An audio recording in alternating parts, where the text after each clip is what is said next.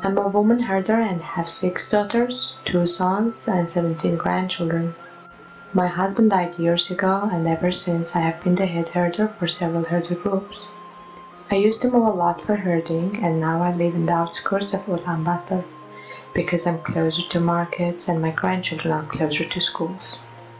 I learned about the MCC program and wanted to qualify because I could have a leased property for 15 years with the option of extension.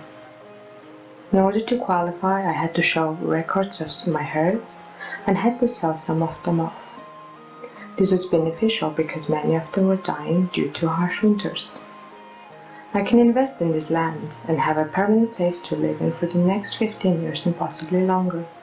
The most valuable thing I have received besides my property lease is the training on rangeland management.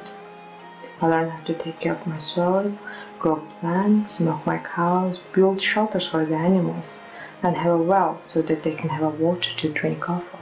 More than anything, this has been an intellectual investment. The result and the impact cannot be measured in money. I am a school teacher and live in the Ger with my son, daughter and grandchild.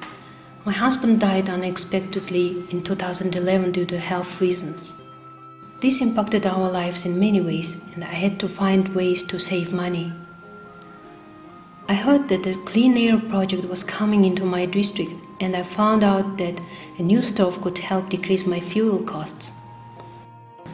I am now benefiting from the project and have a Ulti stove and only fuel it 2 times a day in the winter. Before, I used to have to fuel it 4 times a day.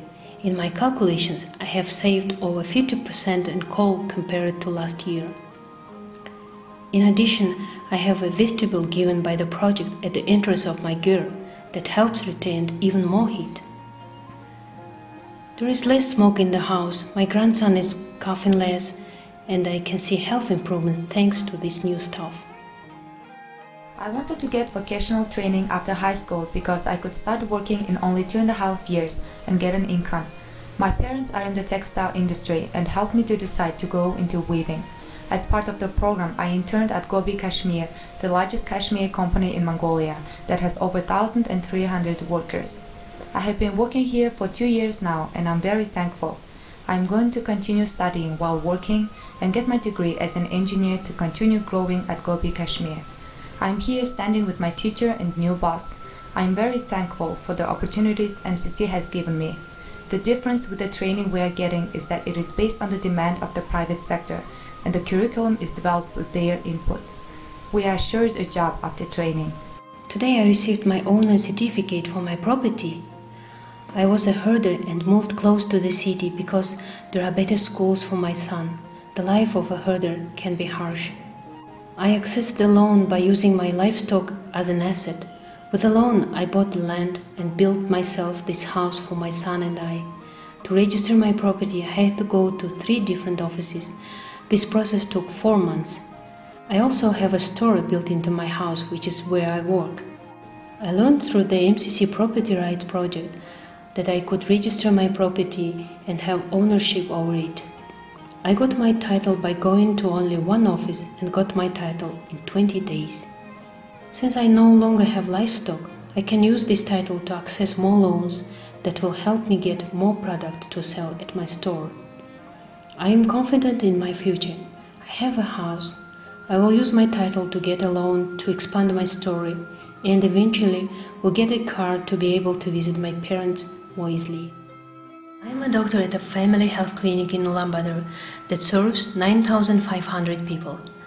We have 5 doctors who serve on average 100 patients a day.